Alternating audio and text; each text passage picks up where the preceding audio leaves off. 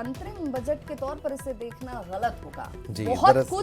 बहुत बड़े तबके को और सबका साथ सबका विकास का नारा के साथ, जो मैंने शुरुआती वक्त में कहा था कि नरेंद्र सिंह तोमर ने कहा कि देखिए उसकी झलक आपको बजट में दिखेगी, तो कम से कम ये होता हुआ भी दिख रहा है वाकई। और अंतरिम, जैसा कि हमने जिक्र किया था, अंतरिम दरअसल अंतरिम नहीं था ये पूर्णकालिक बजट जैसी फीलिंग ही इसमें आई है। और अगर टैक्स स्लैब को देखा जाए, मिडिल क्लास को राहत की बात देख ली जाए, कुछ एक अच्छे प्रावधान हैं मिडिल क्लास को लेकर। जो गरीब तबका है, किसानों पर खास फोकस उस पर किया गया।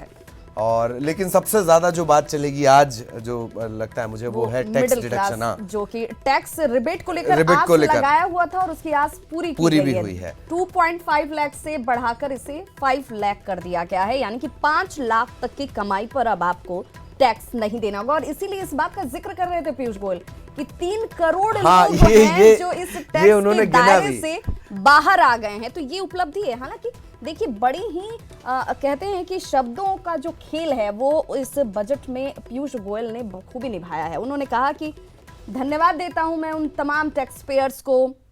और इसमें क्या कह रहे हैं, हर गरीब के घर में उज्ज्वला योजना के माध्यम से रसोई गैस के कनेक्शन निःशुल्क पहुंचाने का रहा हो। इसी श्रृंखला को आगे बढ़ाते हुए आज बजट में जो प्रावधान किया गया है, प्रधानमंत्री किसान निधि इस देश के लघु और सीमांत 12 करोड़ किसानों को 6,000 रुपये सालाना 3 किस्तों में देने की घोषणा अत्यंत सराहनीय है, अभिनंदनीय है। मैं प्रधानमंत्री जी का हृदय से अभिनंदन करता हूं। मजदूरों के लिए जो घोषणा की गई, जिसमें 10 करोड़ मजदूर सीधे 60 वर्ष की उम्र के बाद 3,000 रुपये की पेंशन पाने के हकदार होंगे। वह मजदूर जो वास्तव में अपने बुढ़ापे में अपने सहारे के लिए भटकता था, प्रधानमंत्री जी ने उस मजदूर को एक सहारा दिया। गो संरक्षण के लिए कामधेनु योजना एक अभिनंदनीय योजना है।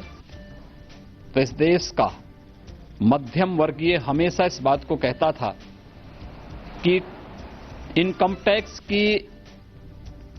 का जो स्लैब है इसको बढ़ाया जाए, इसे 2.5 लाख से बढ़ा के 5 लाख करना और अन्य छूटों के साथ 6.5 लाख तक पहुंचाना वास्तव में 3 करोड़ से अधिक वेतनभोगी और मध्यम वर्गीय परिवारों को बड़ी राहत देने वाला।